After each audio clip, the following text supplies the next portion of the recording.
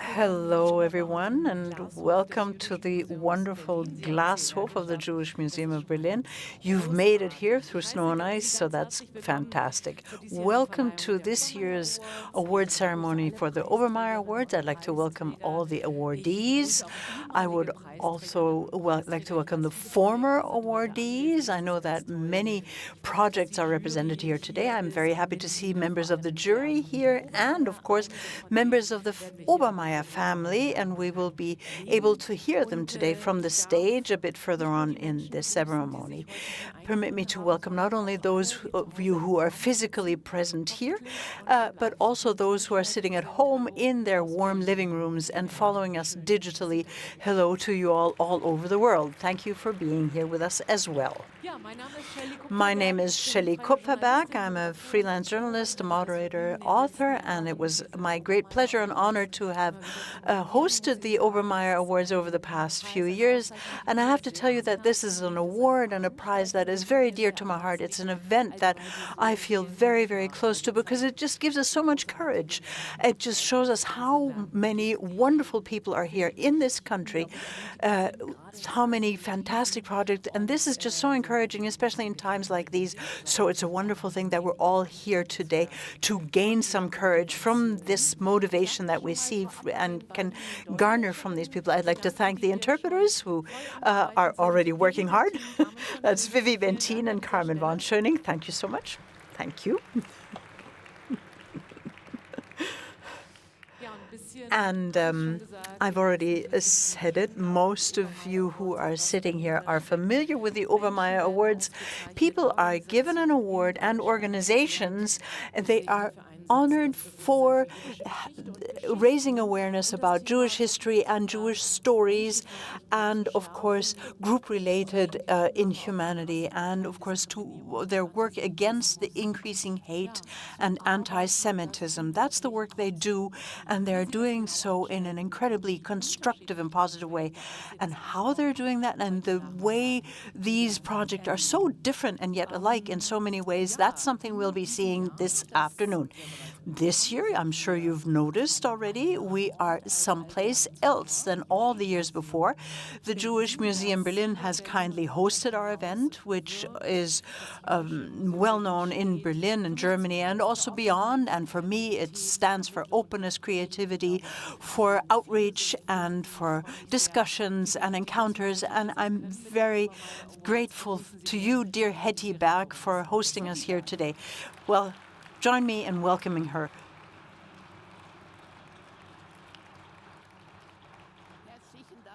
Thank you, dear Shelley,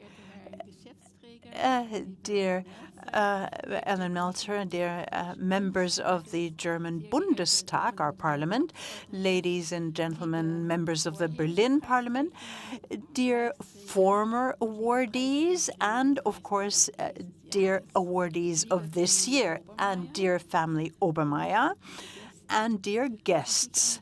It is a great joy to me to welcome you here today in the Jewish Museum of Berlin, and I would like to welcome you today.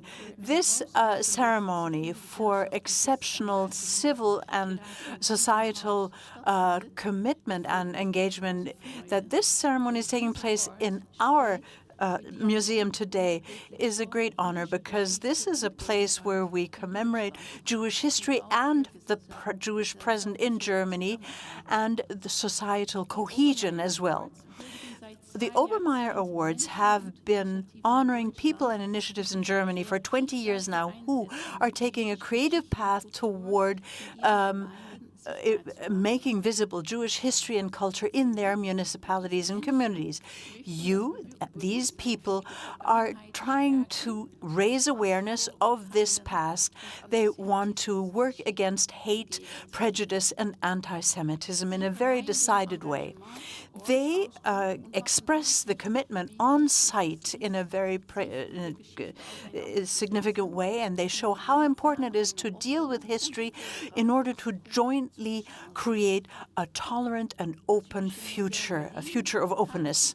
The Jewish Museum Berlin shares these objectives and values. It is a place of outreach and exchange where the diversity of Jewish life today and German history in all of its aspects and facets are made visible. We want to show up Jewish perspectives, we want to allow people to encounter each other, and we want to move people.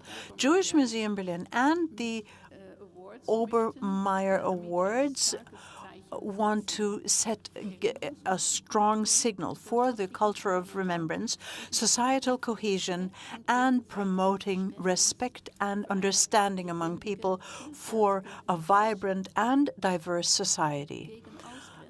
We want to combat discrimination, racism, antisemitism. We want to combat othering. We are going to honor people and one project whose commitment for these shared values are an example.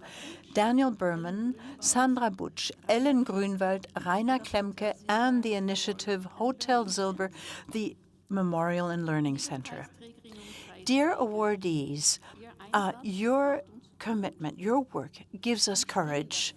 You stand for remembrance and history not being something abstract and instead actually becoming alive in our everyday lives and in our communities, and that people are moved by what they learn and see and hear.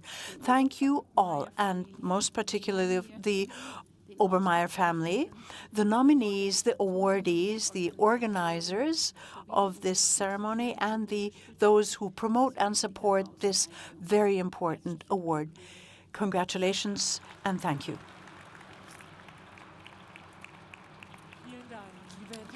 Thank you so much, Hetty Berg.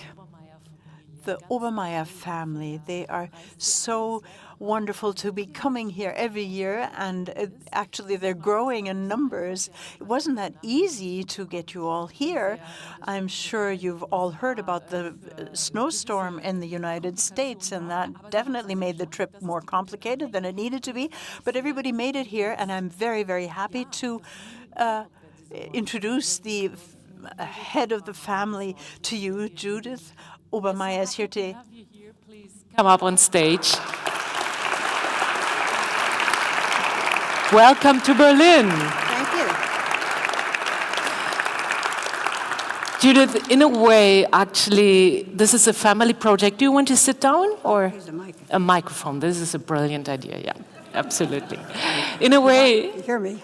Yeah, right. This is a family project. What meaning does the whole project have for the family? Why are you doing this? Well, my husband was doing genealogy work here in Germany. His grandparents were all born in southern Germany. And in doing that work, he ran into people doing amazing things.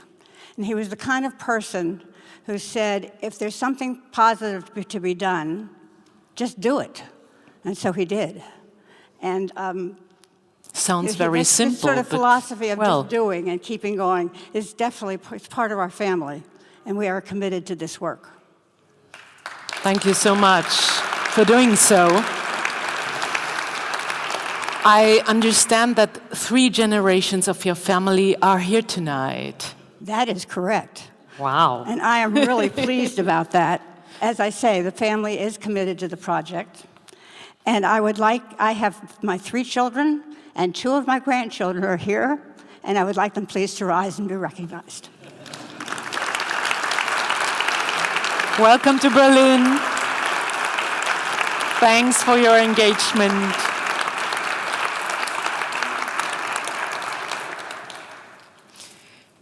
So you were here at the first ceremony. That was 26 years ago. Yes. Quite a time. How have things changed over the years? What would you say? Well, we certainly feel that what's happening is really special. When we started, we were awarding people who were doing work to preserve Jewish history in their communities. It was important. We wanted people to know about it, to appreciate it, and for it to continue. But things have changed a lot over that time, and we're now faced with different challenges than we were at the beginning. And so at this point, we'd want people using the history, not just to preserve the history, but to use it to fight against antisemitism that we've been talking about, prejudice, the rise of the far right, and fighting against, right now, distortions and erasures of history itself. So it really is important kinds of work.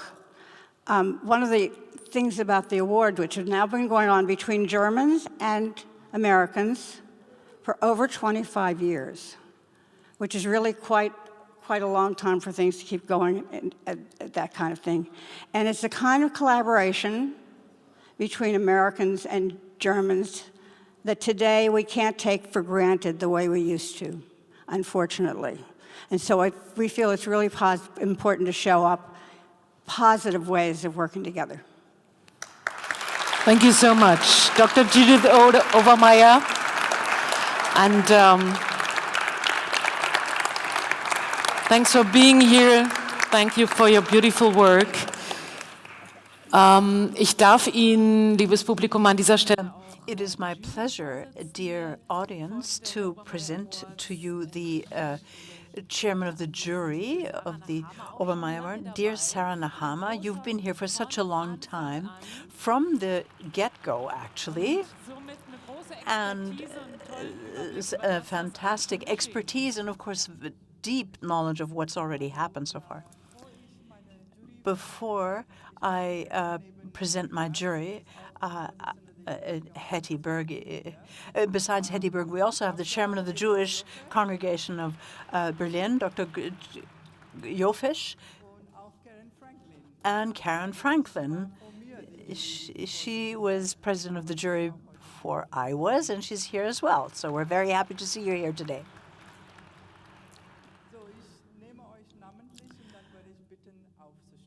I will call your names, and I would like you to stand. Miriam Bistrovitz. Christina Finch. Viola Georgi. Annetta Kahane, is she here today? And Hank Obermayer, of course.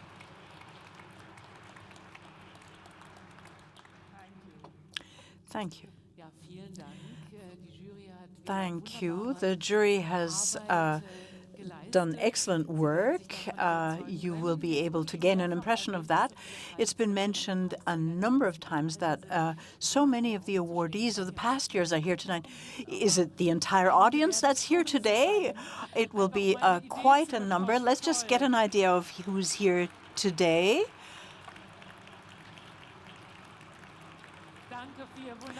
Thank you for all you've done. Thank you so much. And we would like to give you a brief overview of the projects that have been pursued in the past, that were awarded a prize in the past years, and how they've been going on. And we'd like to show you My name is Arthur Obermayer, and I feel very privileged to have the opportunity to initiate the Obermayer German Jewish History Awards. These awards have been given to Germans who've done extraordinary work in preserving Jewish history, culture, and other remnants of the Jewish past in their own communities in Germany. I decided there must be some way of recognizing these people who do this all on a volunteer basis just because they think it's the right thing to do. And that's how I initiated the Obermayer German Jewish History Awards. When we started the awards, we weren't sure how long they would run. We didn't know how many people were doing this kind of thing, and we felt strongly that if there weren't really good people to award, that we wouldn't do it. We'd just stop. That never happened.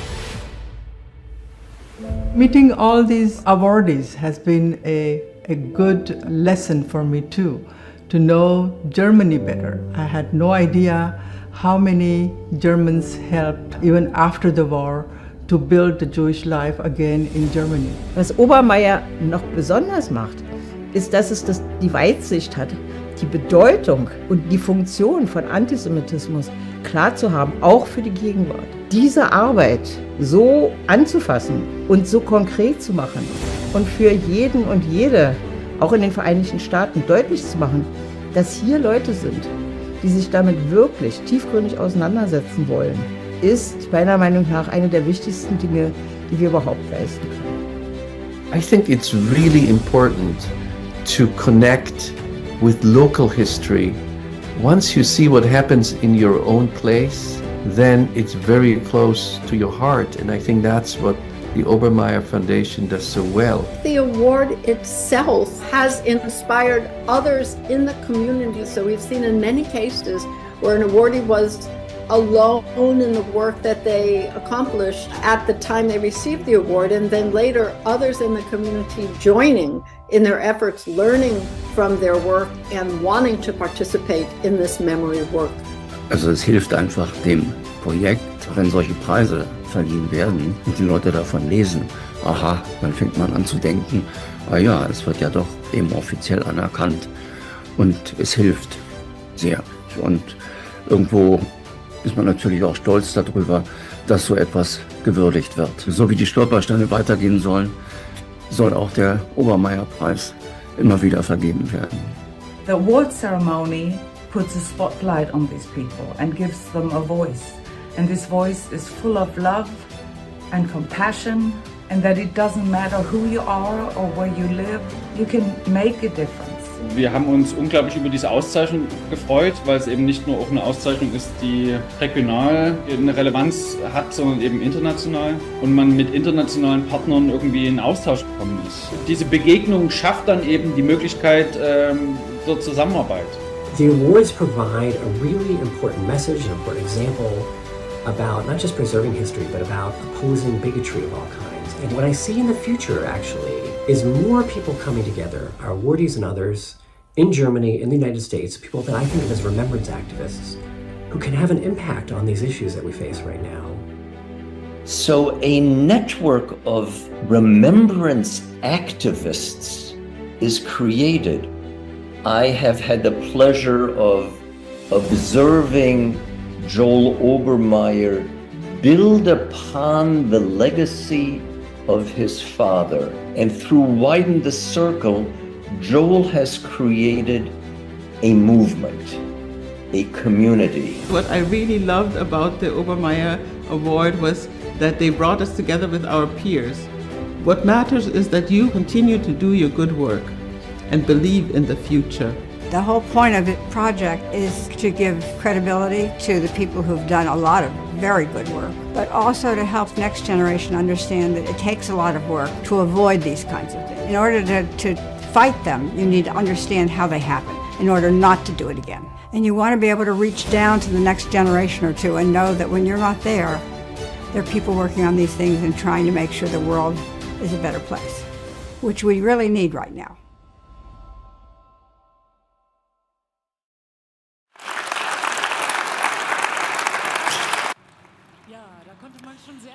Well, that was, you could already see so much and learn so many beautiful things about how the Obermayer Initiative is creating a stir internationally, and Widen the Circle has already been mentioned. It is known from TV and film. Joel Obermayer is here and will tell us more about Widen the Circle. Can you tell us a bit more about Widen the Circle? What is it about? Sure. Widen the Circle is an initiative that essentially builds on the work of the Obermayer Awards.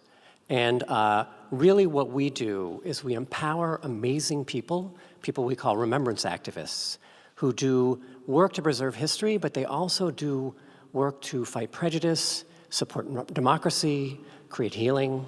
And this is a time when that work is very, very challenging. And so the way we do that is that we have developed a network here in Germany of more than 400 remembrance activists all across the country. We bring them together, we help them learn from one another, collaborate in order to have more impact. And increasingly, we also have begun building a network of a similar sort in the United States, which again is remembrance activists, bringing them together in order to have more impact. And then the third thing that we do as you'll see from my team that's all around here, is that we help the Obermayer family run the Obermayer Awards. So you talk a lot also about attacks, and your mother did so, on memory, or a war on memory even. What does that relate? So we do talk a lot about a war on memory, and I think it's because it's really happening out there. I think it's very, very obvious to so many people in Germany and the United States. And erasing memory, erasing history, distorting history is a standard practice among authoritarians and people who want to manipulate public opinion. And controlling that memory is part of the process of trying to make it easier to justify all sorts of things. And so, we believe that manipulating memory is really the path toward more hatred, more bigotry, more injustice. And we are going to see we're going to honor 5 people today who push exactly in the other direction. And what I hope people will see here is not just the work that they do, but kind of the idea that we, by bringing them together and honoring them and make them part of this community, will enable them to do more. Thank you so much, Joel Obermayer.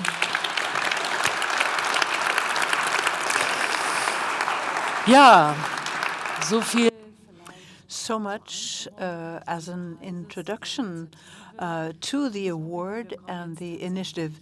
And dear audience, we will now actually see the actual presentation of the awards. We have wonderful little movies that introduce the projects of the awardees, and thank you to all of you who have put so much work into these cinematic portraits. Daniel Bormann is a recipient of an Obermayer Award. He lives in Markt-Berolzheim and really got things moving with a consequence. And here. Mein Name ist Daniel Burmann, wohne in dem kleinen fränkischen Ort Markt-Berolzheim in Mittelfranken, Bayern und bin Polizeibeamter vom Beruf und ehrenamtlicher Gemeindearchivar von Markt-Berolzheim. Ich bin schon immer sehr geschichtsinteressiert und meine Großmutter, als ich ein kleines Kind war, hat schon erzählt, dass es jüdische Familien in Markt-Berolzheim gegeben hat. Aber sie konnte mir nie sagen, was mit diesen Familien passiert ist. Also wo sind die hingegangen, sind die emigriert, sind die ermordet worden. Es war nur die Tatsache da, dass es Familien gegeben hat, jüdische. So ging es eigentlich los. Und dann habe ich im Jahr 2012 angefangen, ein Buch über die Soldaten des Ersten Weltkriegs von Markt-Berolzheim zu schreiben. Und da habe ich das erste Mal Fakten, Namen, Geschichten und auch Bilder von jüdischen Gemeindemitgliedern bekommen. Und ja, auf einmal erfährt man, dass jüdische Gemeindemitglieder aus Markt-Berolzheim in Auschwitz, Sobibor, Treblinka ermordet wurden. Und das hat mich natürlich nachhaltig beeindruckt und auch nicht mehr losgelassen. Und dann habe ich mir gedacht, ich muss da unbedingt ein Buch drüber schreiben. Ich muss das festhalten für die Nachwelt. Das ist mein Buch, Juden in Markt-Berolzheim, Schicksal einer jüdischen Landgemeinde. Es sind insgesamt 614 Seiten. Ich habe 5 Jahre daran geschrieben. Insgesamt habe ich 10 jüdische Familien beleuchtet. Natürlich war es auch ein großes Ziel, herauszufinden, was ist mit ihnen passiert. Haben sie den Holocaust überlebt, sind sie rechtzeitig emigriert und.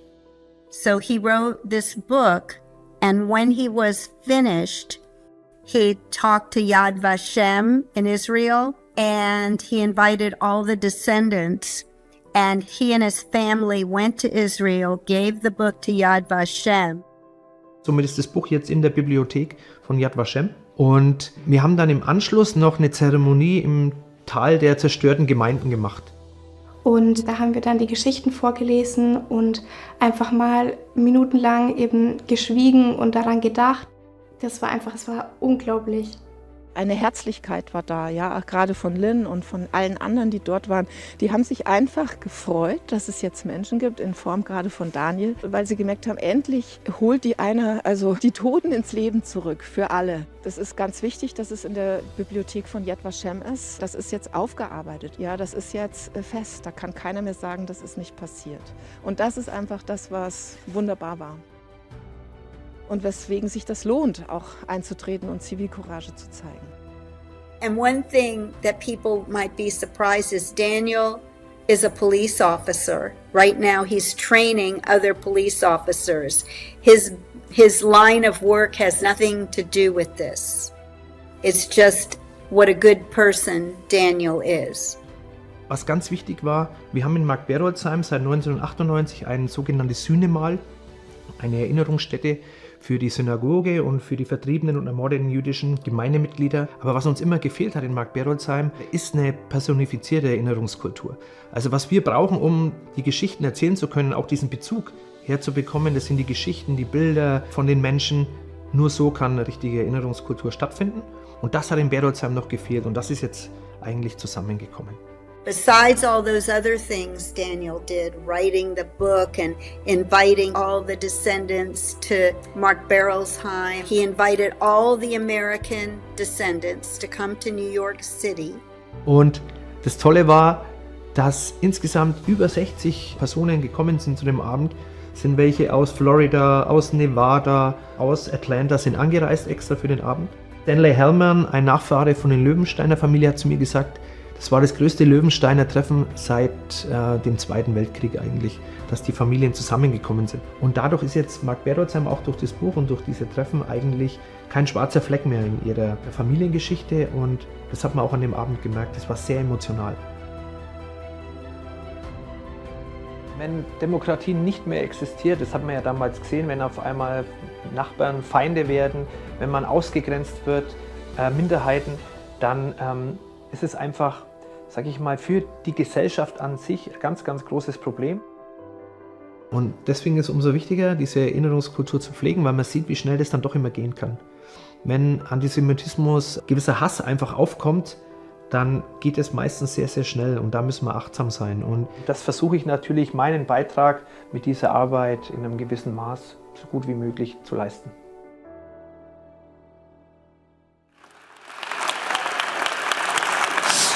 Daniel Burman. Gratulation. Daniel Burman, congratulations. Ein Obermayer Award geht an Sie. Ich bitte Judith. One of the Obermayer Awards goes to you. I would like to ask Judith Obermayer and Sarah Mahama to join me here to present the certificate.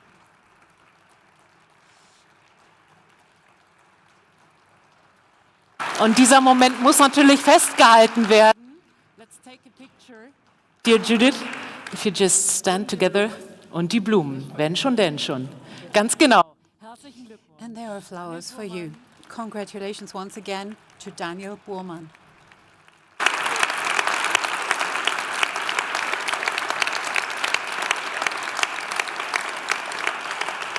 Ich glaube, wir haben alles im Kasten. Ja, sehr schön. I think the pictures have been taken. Great.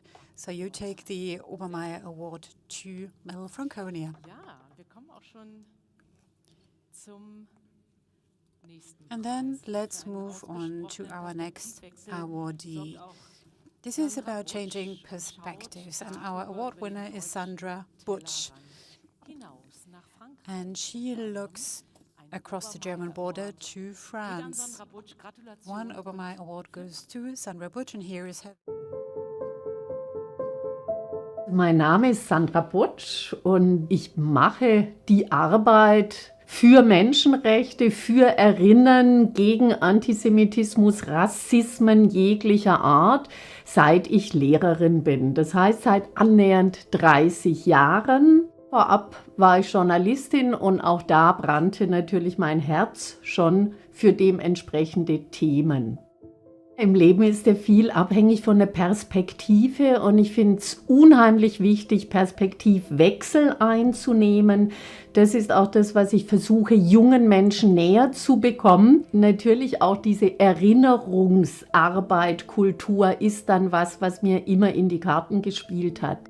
Und so habe ich mich da auch nach und nach mehr engagiert und interessiert und kooperiere inzwischen ja sehr stark mit Frankreich und habe da sehr wichtige Projekte gemacht. Wir waren in unserem ersten Jahr mit Sandra Butch in Gürs im Internierungslager, wo die meisten Juden aus der Region hindeportiert wurden und haben dort über unsere Zeit mehrere Filme gemacht und haben auch Podcasts gemacht.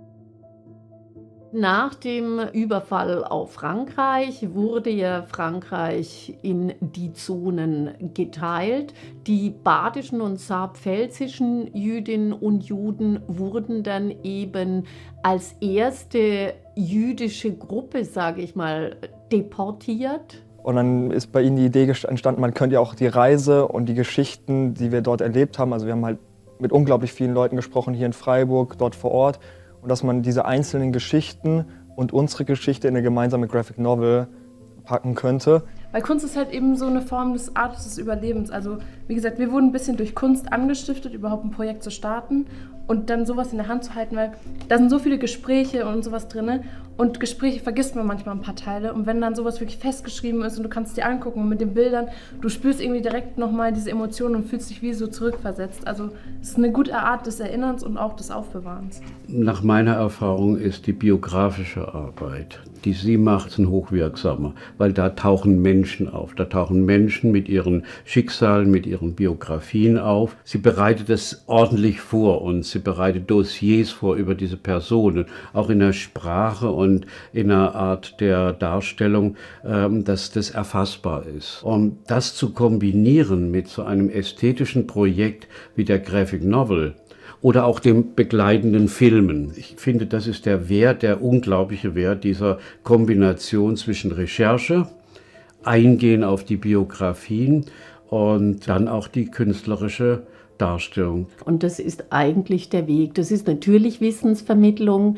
Ich möchte auch immer aufzeigen, was es eben regional macht. Deshalb arbeite ich hier mit vielen Trägern oder engagiere mich auch selbst in der Erinnerungsarbeit. J'ai connu Sandra par la Blaues Haus, la Maison Bleue de Breisach, qui était vice-présidente de Blaues Haus.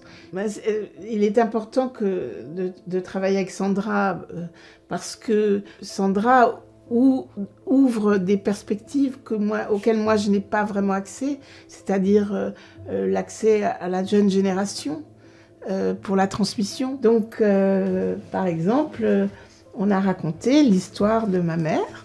C'est extrêmement émouvant pour moi parce que ils expriment en fait ce qu'eux retiennent de l'histoire de l'enfance de ma mère. Das Blaue Haus ist eine Gedenk- und Bildungsstätte für das jüdische Leben am Oberrhein.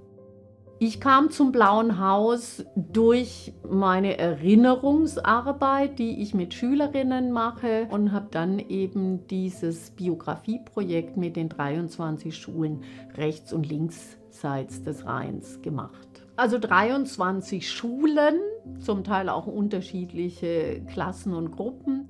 Ich habe über 380 Biografien ernten dürfen und die eben dann in eine Ausstellung mündeten. Also Sandra Butsch ist eine Persönlichkeit, die man leider nicht so oft erlebt. Sie sieht es als eine Lebensaufgabe. Ich glaube, ich kenne gar keinen anderen hier in Freiburg, die sich so einsetzt. Jeder kann daraus lernen, er muss nur nicht so gleichgültig sein. Man braucht nur ein bisschen Courage und man wird nicht gleich deswegen sterben. Das Wichtige im Leben ist Begegnung und das Wichtige auch bei Antirassismus, Antisemitismus, bei dieser Arbeit, wenn ich Begegnungen schaffe, muss ich natürlich auch bereit und fähig sein, die irgendwie aufzufangen. Und dazu muss ich einfach mich selbst auch berühren lassen. Also ich kann mich da nicht rausnehmen. Das ist dann nicht einfach ein Job machen.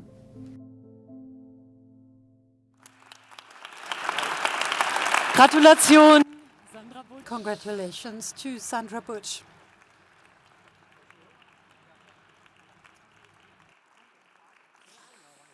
Begegnungen sich berühren lassen, Perspektivwechsel. Let yourself be moved, change perspectives, all very important terms.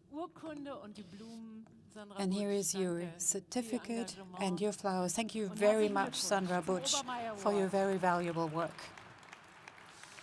Einmal fürs Foto.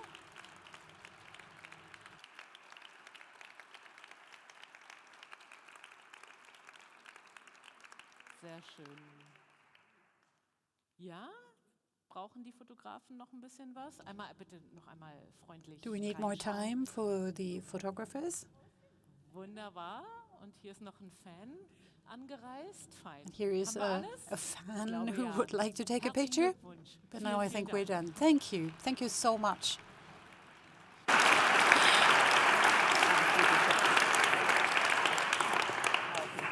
So, Sie merken, das gleicht einer Now you can tell that this is one highlight after another. in ihrem Leben hat Ellen Grünwald dazu Ellen Grünwald had a very special experience that made her do some research. And we'll now watch the video that will tell you more. She is one of our awardees this year. Also ich bin Ellen Grünwald. Ich wurde 1969 in Bernau geboren, also hier in der Nähe von Eberswalde. Bin jetzt staatlich anerkannte Erzieherin und arbeite in einer freien Schule hier in Eberswalde als Hortpädagogin und Hortleitung. Es war 2003, ich war zu Hause im Erziehungsjahr. Mein Sohn war ganz klein, als es an meiner Tür klopfte und eine Dame vor meiner Tür stand und fragte, ob sie mal reinkommen dürfe, weil sie hätte in dem Haus gewohnt. Und als Lili Kirsch bei mir vor der Tür stand und sagte, sie musste 38 ganz schnell weg, da war mir das total klar, dass sie eine Jüdin war und auf den Spuren ihrer Familie war. Und dann hat sie sich sehr schnell wieder verabschiedet und wollte nicht stören. Und ich war so, nee, halt, hier geblieben.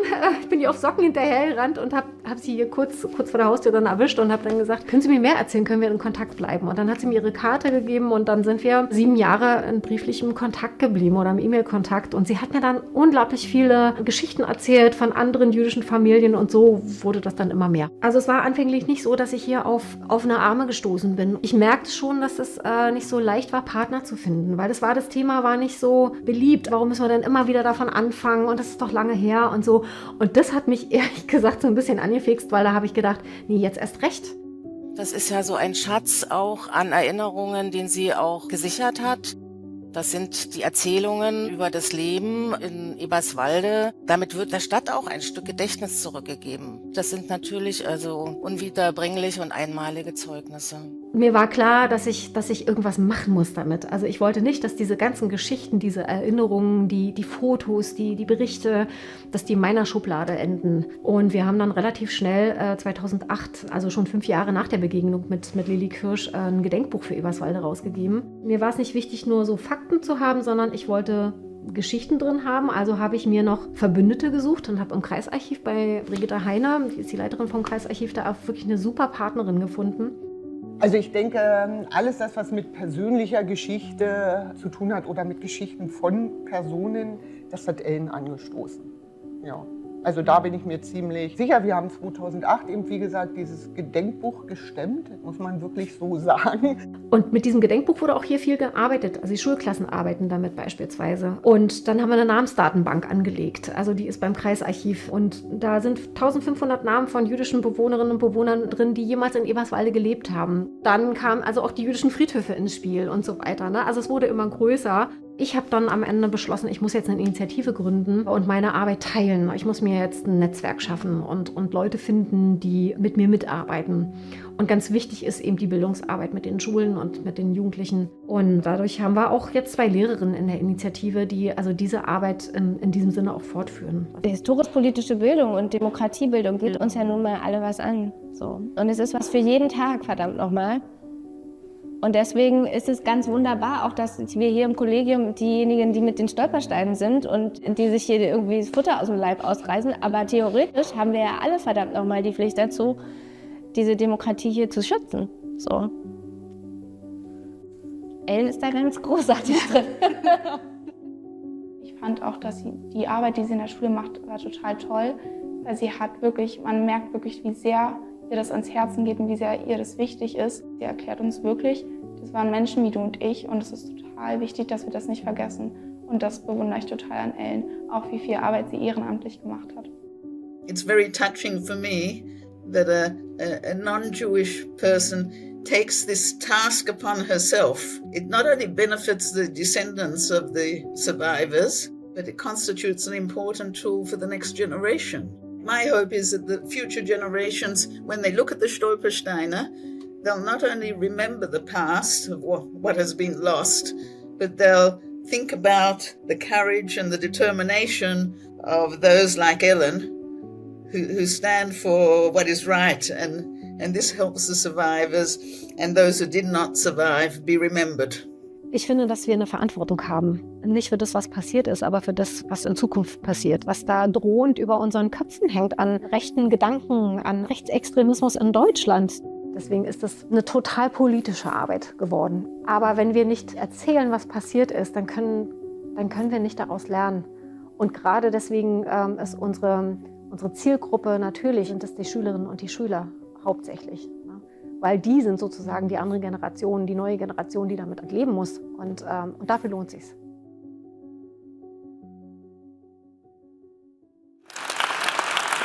Gratulation, Ellen Grünwald. Congratulations to Ellen Grünwald. Ein Obermayer Award geht an Sie. And an Obermayer Award goes to you. Ja. Die Urkundenübergabe und Blümchen. And now you will receive your certificate and your flowers.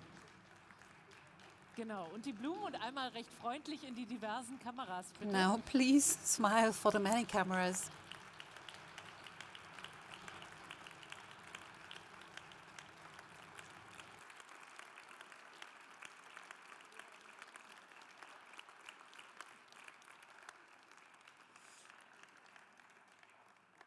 Ich glaube, wir haben es, ne? Sehr schön. Vielen, vielen Dank. Thank you so much.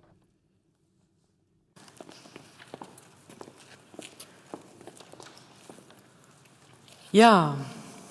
Manchmal ist es ein solches Ereignis, manchmal Now, sometimes it's one event that makes you do things. Sometimes it's also about places that help you bring back history, talk about history.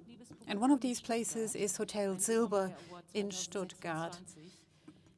They are also one of our awardees this year. The award goes to the team that has saved this place. Ich bin die Brigitte Lösch, ich bin die Vorsitzende der Initiative Lern- und Gedenkort Hotel Silber. Wir sind ein Verein und wir sitzen mitten in der Innenstadt von Stuttgart in Baden-Württemberg. Und der Begriff Hotel Silber, also war ja mal ein Hotel hier, wo wir jetzt sitzen, das war der Speisesaal, hat sich praktisch als stehenden Begriff in der Stuttgarter Bevölkerung eingeprägt. Also dass hier die politische Polizei drin war und ab 1936 Gestapo, also geheime Staatspolizei, war bekannt.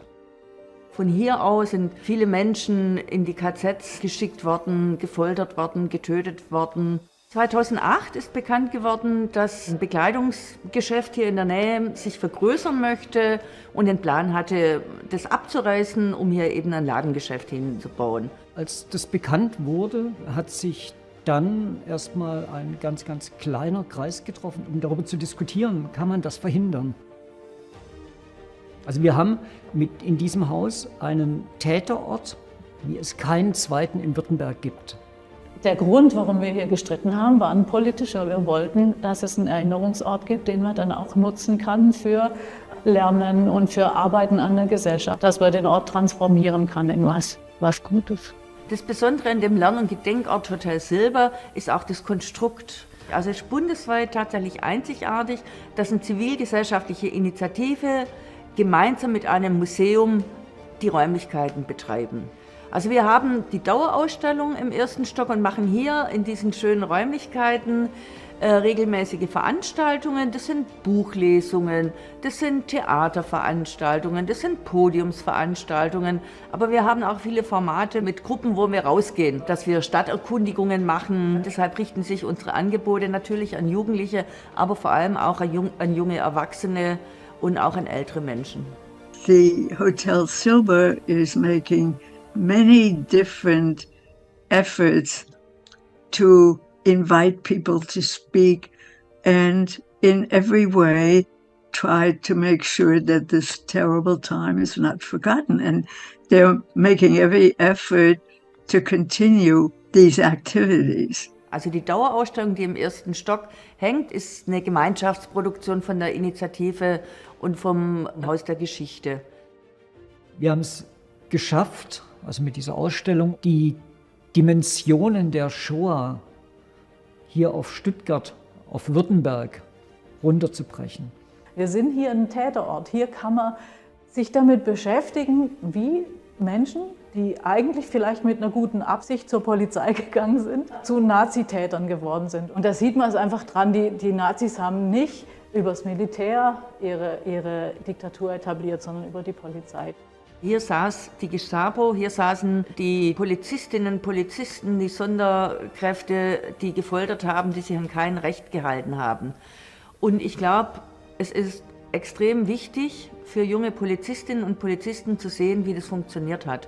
Und deshalb haben wir das auch bewusst in unsere Dauerausstellung mit aufgenommen und haben es jetzt zum festen Programmangebot für Polizeianwärterinnen gemacht. Die Stuttgarter Polizeigeschichte ist ja verbunden mit diesem Gebäude. Das Gebäude war über viele Jahrzehnte Polizeistandort und dass hier natürlich vieles stattgefunden hat, was zwischen 1933 und 1945 zu unserer Geschichte beigetragen hat, negativ beigetragen hat.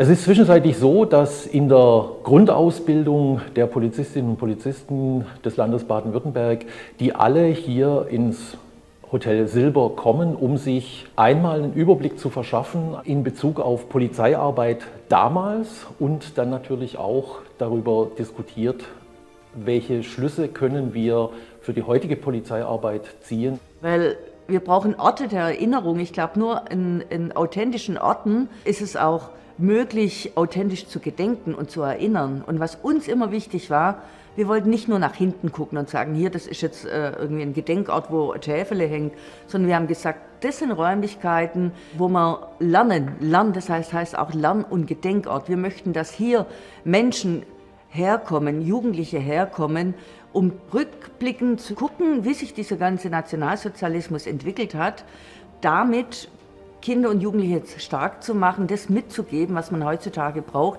um gegen Rassismus, Rechtsextremismus oder Antisemitismus zu kämpfen. I hope the Hotel Silver will continue permanently to spread its message, because as we already know, there are people, die sich nicht so benehmen, wie anständige Menschen sich benehmen sollten.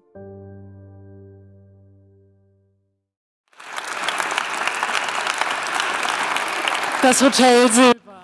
Hotel Silber. Brigitte Lösch, herzlichen Glückwunsch. Brigitte Lösch, Schön, dass Sie da congratulations. Thank you for being here Wollen Sie sich in die tonight. Mitte stellen? Maybe you would like to stand in the middle. Stellvertretend für das ganze Team. On behalf of the whole des team Hotel Silber. of Hotel Silber, Herzlichen Glückwunsch. congratulations.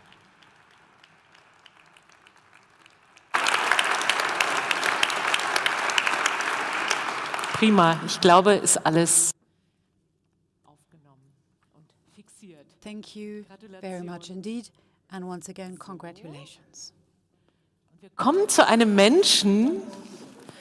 And now we're moving on to a person, somebody you basically can't avoid. He's shaped a whole generation in a city. That person is Rainer Klemke. He stands for remembrance activities in Berlin, and he's one of the awardees this year. Mein Name ist Rainer Klemke. Ich bin ja während der Blockade zur Welt gekommen, bei offenen Fenstern mit dröhnenden Motoren der Blockadeflieger und habe meine Kindheit verbracht in den Ruinen von Berlin, wo wir in die Keller gekrochen sind und Wehrmachtsuniformen und Stahlhelme gefunden haben. Und bei meinem Großvater die Geschichten gehört habe, wie er als Hauswart im Kohlenkeller seine SPD-Genossen versteckt hat, während oben die jüdischen Familien deportiert worden sind und die Wohnungen von Nazi-Größen bezogen worden sind. Berlin ist Geschichte und ich bin in diese Geschichte hineingeboren und habe sozusagen die gesamte Nachkriegsgeschichte erfahren am eigenen Leib, weil es ja alles mit mir zu tun hat und mit der Vermittlung dieser Geschichte Berlins als Stadt der Freiheit. Ich habe politische Wissenschaften, Geschichte, Staatsrecht und Geografie studiert und bin dann Pressesprecher der Hochschule der Künste geworden, später in die Senatsverwaltung für kulturelle Angelegenheiten, zunächst als Pressesprecher gewechselt, wurde dann mit den Aufgaben der Betreuung von Gedenkstätten und Zeitgeschichte betraut und später auch mit dem für Archive und Museen. Habe das 20 Jahre lang gemacht, die einmalige Chance erhalten, in der Situation nach der Wiedervereinigung die Berliner Museums- und Gedenkstättenlandschaft neu aufzubauen, neue Gedenkstätten zu gründen, neue Museen zu bauen, das Jüdische Museum zum Beispiel, ein Holocaust-Denkmal und das Mauerkonzept für das Land Berlin zu entwickeln. Und das war nun die Rolle von Rainer Klemke, diese Nahtstelle zwischen der Erinnerungskultur auf der einen Seite und der Politik auf der anderen Seite, die hat er optimal erfüllt, weil er gebrannt hat für das Thema und konnte daher vieles vermitteln, was ansonsten möglicherweise den Reibungen, und die sind vorhanden, zwischen Brandenburg und Berlin zum Opfer gefallen wäre oder zwischen den SED-Gedenkstätten und den S-Gedenkstätten. Also er war wirklich die Drehscheibe, der Inspirator, der Ideengeber. Es war ihm immer ein Anliegen, sowohl die Erinnerung an die erste deutsche Diktatur, an die Opfer, an die Widerstandskämpfer aufrechtzuerhalten, dabei aber auch die Struktur der Erinnerung an die Opfer der SED-Diktatur nicht aus den Augen zu verlieren. Auch gerade das Konzept für die Erinnerung an die Maueropfer, die Erinnerung an die Teilung in Berlin voranzutreiben. Er hat versucht, das Ganze konzeptionell anzugehen und dabei die Menschen, die unter den beiden deutschen Diktaturen gelitten haben, eben immer in den Fokus zu nehmen. Es gibt niemanden in der Stadt, der sich mit Erinnerungskultur so intensiv auseinandergesetzt hat wie Rainer Klemke. Er hat eben immer Ideen entwickelt, hat sie den Verantwortlichen in der Politik vorgetragen und vieles ist eben auf fruchtbaren Boden gestoßen und ist dann auch weiterentwickelt worden. Die Berlin History App, um mal ein ganz großes Projekt zu sagen, gäbe es ja nicht ohne ihn. Ich bin dann 2012 in den Ruhestand getreten und habe 2019 ein großes Projekt gestartet, die Berlin History App, die größte Geschichts-App Deutschlands mittlerweile mit 335.000 Nutzern. Mittlerweile sind 127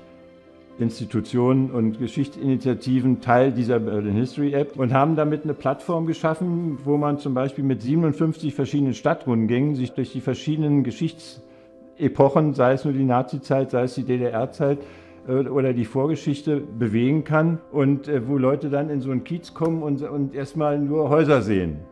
Und auf einmal erleben sie was. Also die Stadt fängt an zu sprechen. Dieses Format dieser App ist ja auch auf andere Städte übertragen worden. Damit gelingt es eben tatsächlich so einen Erfahrungsschatz, so einen Wissensspeicher der Stadtgeschichte zu generieren, der auch ständig wächst. Und somit wird es zu einem großen Archiv. Und da steckt aber eben auch die Arbeit dahinter, die man halt so nicht sieht, wenn man sie sich jetzt einfach runterlädt. Die Arbeit von ehrenamtlichen Leuten wie Rainer Klemke, aber auch das ganze Berlin History App Team. Das ist eine Frage, die ich immer wieder gestellt bekomme. Wie viele Leute arbeiten eigentlich für euch? Dann sage ich, ne, wir sind 4 Leute. Und außerdem noch auf einen Kreis von Ehrenamtlichen zurückgreifen können, die Korrektur lesen. Und dadurch, dass wir wie Wikipedia auch diese Korrekturfunktionen durch das Publikum haben, anders als bei einer Ausstellung im Museum oder bei einem Buch, wo alles dann so ist, wie es ist, hat ja eine App gerade die Möglichkeit, jederzeit von heute auf morgen Dinge zu korrigieren. Mit der Beschäftigung sowohl mit dem NS-Komplex und der jüdischen Geschichte, wie auch der Geschichte der kommunistischen Diktatur, habe ich viel gelernt, dass eins ohne das andere gar nicht zu begreifen ist. Denn der Krieg, die Zerstörung der Stadt, die Teilung sind ja Folgen der nationalsozialistischen Diktatur. Und die Mission ist, die Freiheit zu schützen, die Meinungsfreiheit zu schützen, die bürgerlichen Rechte zu schützen. Es sind verschiedene Inhalte, es sind verschiedene Ursachen, aber es sind die Werkzeuge. Und da müssen wir auf der Wacht sein, dass die nicht wieder zum Einsatz kommen.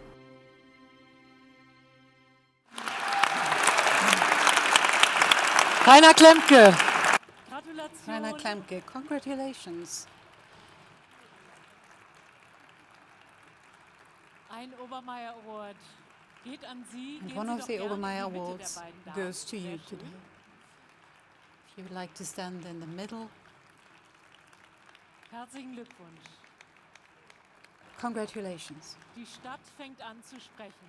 Auch dank The city starts to speak, also thanks to Rainer Klemke.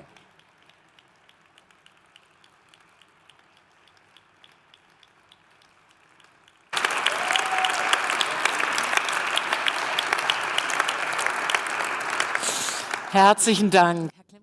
Thank you very much. Mr. Klemke, you can stay here with me and pick a seat.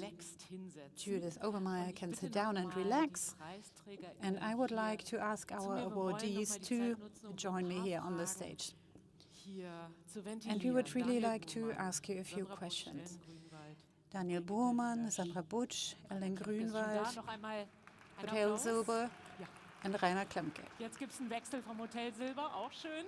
Okay, now we've got somebody else here from Hotel Silber. That's great. Please make sure you use the microphones. Daniel, let me begin with you. How has your hometown, Mark Berolsheim, changed with everything that you have initiated? Is there anything that you see? I could imagine that, especially in a smaller place, I mean, small compared to Berlin, such an initiative really does something to the community. Yes, a lot of things have changed. When I presented my book in 2023 in a place of 1,400 inhabitants, more than 200 people came to listen to the presentation. There was a great deal of interest.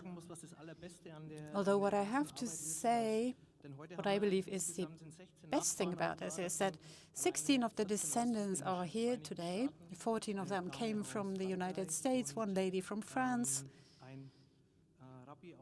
and one rabbi from England, David. So great to have you.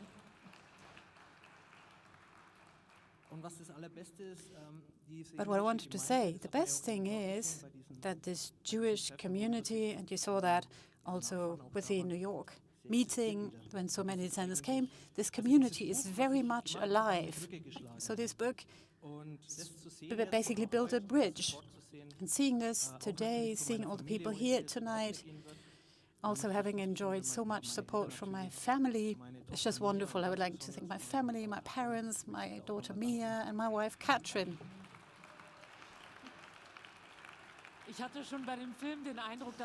When I watched the video, I think I noticed that it's become a family business.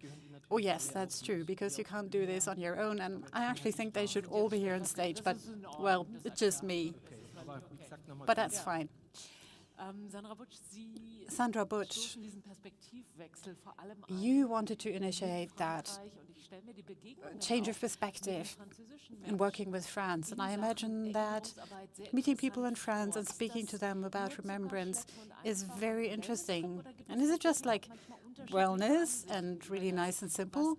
Or are there also moments where you disagree also on your view on the past? I mean, of course, I love my work. So to me, it's a bit like wellness. And I have brilliant students. And you know, when you feel that you can really make a difference, then it also makes you feel that it makes sense and it's meaningful. And this is something that makes us all very happy. But yes, nevertheless, there are challenges. They might be bureaucratic in nature, actually mainly bureaucratic. And then looking at historical narratives, there are also major differences that you need to talk about in order to find a shared narrative. But that again is the interesting part. And working with young people is always enriching.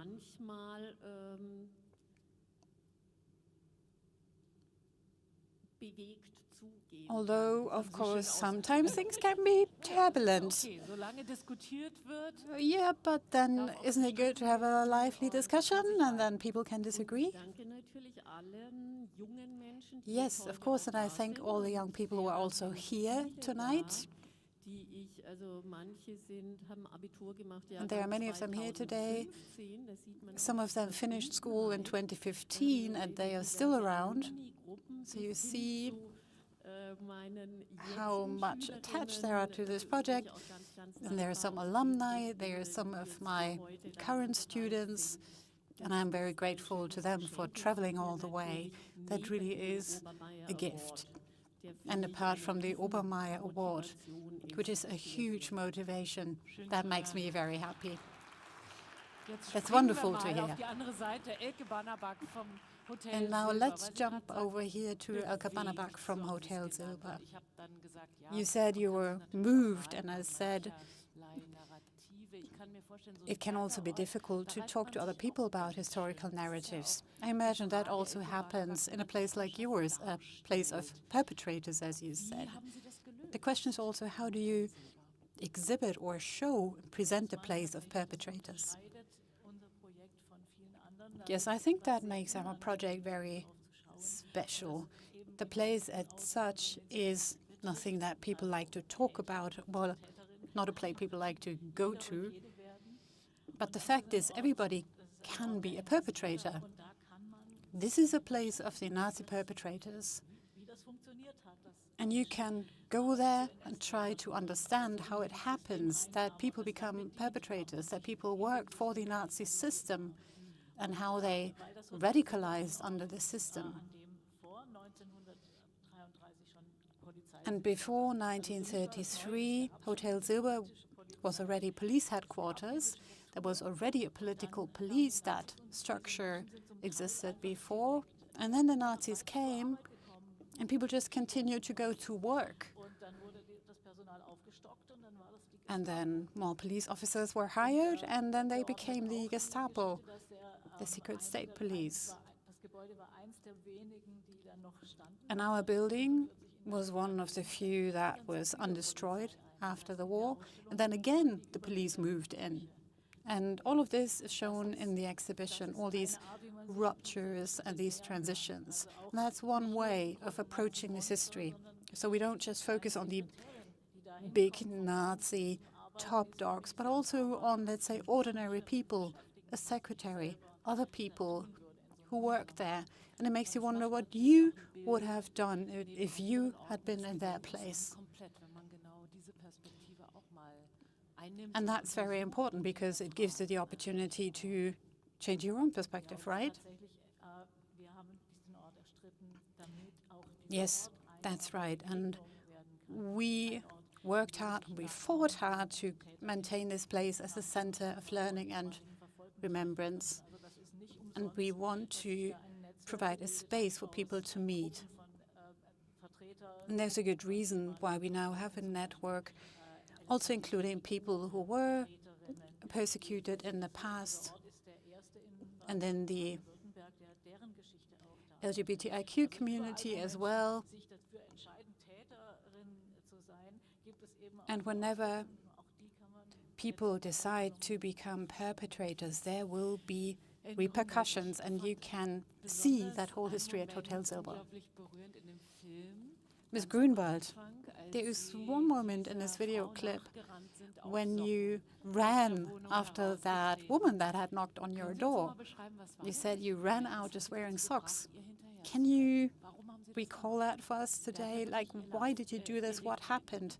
Because this really changed your life, didn't it? Yeah, you could say it like that.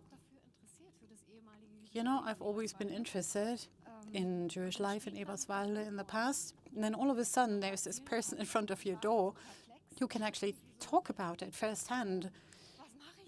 But I was so surprised. I mean, I didn't expect her. I just happened to be at home on that particular day. And I thought, I have to keep her. I have to catch her because I want to hear her stories. I want to learn more about what she experienced as a young person in Eberswalde before and after 1933.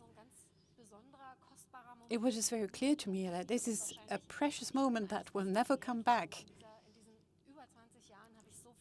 And in these 20 years, I've heard so many moving and precious stories, but I needed this one key moment to get started doing my work. And that's been great luck and a great gift, and I'm so grateful to Lily Kirsch. Because to me, I think I wasn't aware that it would be so difficult to talk about these events. And Lily told me she needed time before she started talking to me. But it's also about trust, isn't it? Yes, exactly.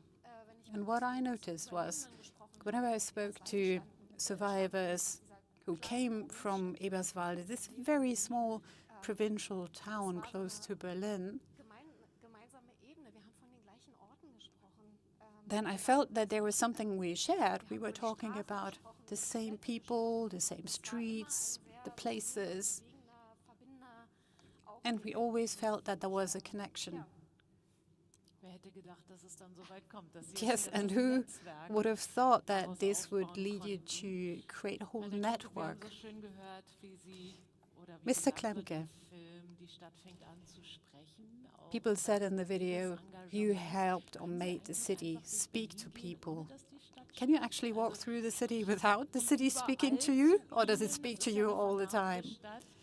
I mean, it's a city of many scars, and history is very tangible at every corner. Yeah, I was already getting on the nerves of the other awardees, because when we came here by taxi, I talked about the city all the time. That's just what I do. And, you know, I guide a lot of groups, also students through Berlin. And of course, it is a gift to come into such a position in a public administration where everything is being reconsidered, rethought, and you have the honor of speaking with so many people having these different historical perspectives, and you learn from them every day. And they tell you stories and you tell stories. The city is so full of them.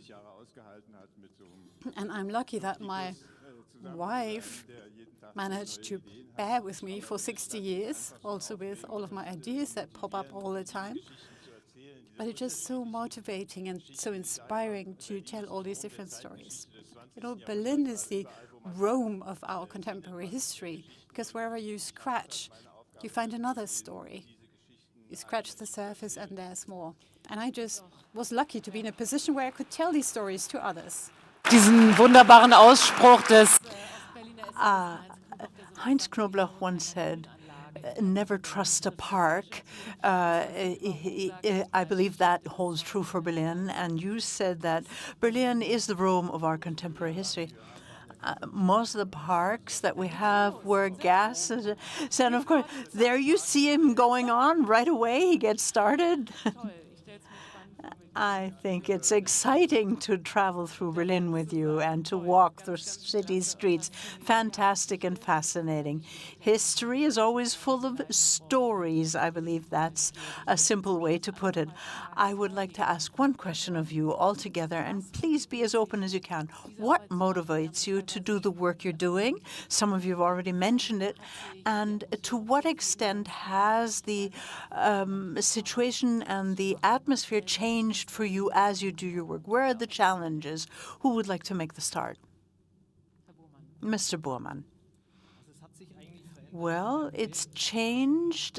My project has changed because first it was that we didn't want people from Mark-Berolzheim, Jewish people, to be forgotten, who were chased out of Mark-Berolzheim, who were murdered, some of whom were able to make a new start in a different country.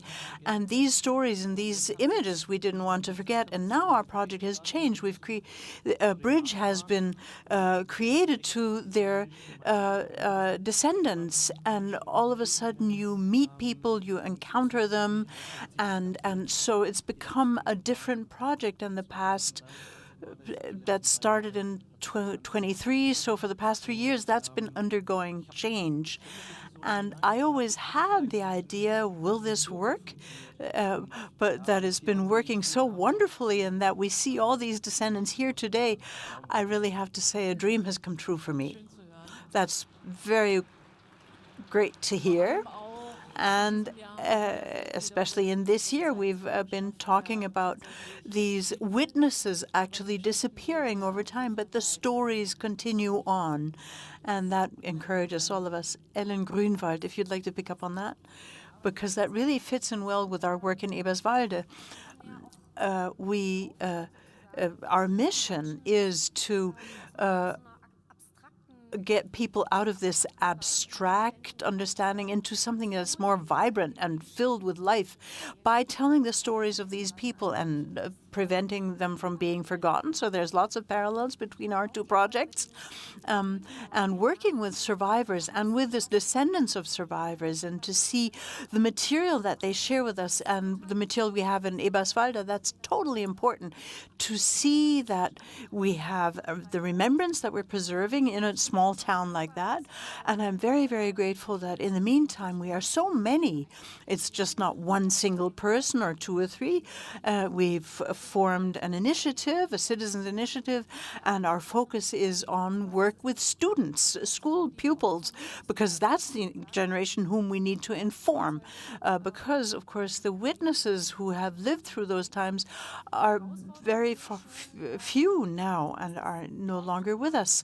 What we see as a challenge is that this is a volunteer thing, and it's a very satisfying task, but it's something that a lot of people have to do in addition to their day jobs, to their actual work. And it would be wonderful if we could professionalize that and if we could get more support for that. And particularly in a time, and if I may add that, in times in which the winds of the political winds are definitely rougher. Mr. Klemke. Well, we are living in dark times. You really have to say that. In 1989, we thought, oh, wonderful, the world is well ordered and we're living in peace, and now we have worse conditions than we had during the Cold War. Mr. Trump is refusing to abide by any rules, and Mr. Putin, no question about that. And people are uncertain how to act and what direction they should follow. And being a role model and saying this is what we do, or being recognized by an award. I'm also the speaker of our welcoming team in our village for the refugees whom we are housing in our village. And to see what you've just said, that tackling something with others together and getting it going in due time, not trying to pacify things afterwards, but to really meet the challenge head on, then you can do something and achieve something. And the village that I live in has definitely profited from people meeting each other, and they've come from totally different walks of life. We've got Fritzi Haberlein, an actress, and Corinna Harfuch, another actress, and we have doctors, and we have a pastor, and all these people are working together all of a sudden and meeting each other, and they come to an understanding and they have an objective. And although we have 50% voters for AFD and BSW, we don't have any aggression against our refugees. We don't see that happening because in Märkische Oberratzheidung there was an article and they said, okay, now Klemke is become a total Jew, but they don't mean that in a derogative way. It's kind of a recognition, but they have to put it in sort of a easily understandable way, I guess. But of course, this is a starting point for us to continue our work, and that we have to defend our democracy every day anew. It's not a gift; it's a mercy that we are allowed to live in a country such as this. Sandra Butch, I really would like to hear your statement on the challenges you face and on your motivation. Well, as a teacher, I have to be an optimist. That's part of my nature. Doesn't matter. We need people like you. And I would like to really word this in a bit more of a positive way. We have exchange programs with Israel for 30 years now. My friends are here, and they are Jews and Arabs, and they are Israelis. They're here. Students of mine are here from Syria and Turkey and wherever you guys are living today. where your families are from, not where you live today. So your background stories. I have friends from France here, where we have had wars for decades, and nobody believed in peace any longer. But I do believe in peace. I believe that you can change something, that you can do things well, and that you can make amends, and that you have to do that. Everyone the way he or she is able to do that. Thank you for those clear words. Elke Barnabaks, motivation and challenge. Well, motivation. What motivates me is my cooperation with people like the people who are here today. What motivates me is when I hear that there are teachers out there who are so motivated and who transmit this to the young people they teach, and then the young people come to us in our place of remembrance. So the teachers have already served us well by preparing these young people for their visit. So that motivates me, and it motivates me to have a place where these encounters are possible, where conversations happen between people in mutual respect, even if the topics that they're talking about are very conflict-laden. And challenges, a lot has been said about the challenges already, and I think we will face them together, and that's what's so great about it. I think it's just so motivating for us to be working together. So you've combined challenge and motivation in a very elegant way. Thank you so much for that. Thank you, Oliver, Elke Barnabas, Ellen Grünwald, Rainer Klemker, Sandra Burtsch, Daniel Burmann. Thank you for joining us here on the podium. And please feel free to speak to our panelists and our awardees in one. Please take your seats if you would. And I would like to now call another member of the Obermayer family up to the stage before I then close our ceremony. You've already met him as a member of the jury. Hank Obermayer, would you care to come up to the stage?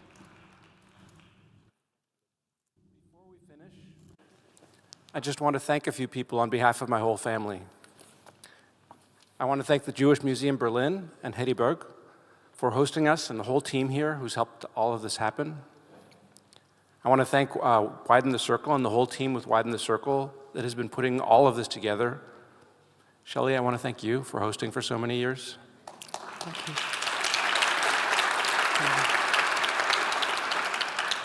But most of all, I want to thank the award winners and all the past award winners as well for the work that you do, that we need so much in the world right now, that's inspiring to all of us, to help us keep going with what we need to do in the world right now, with the challenges we have right now.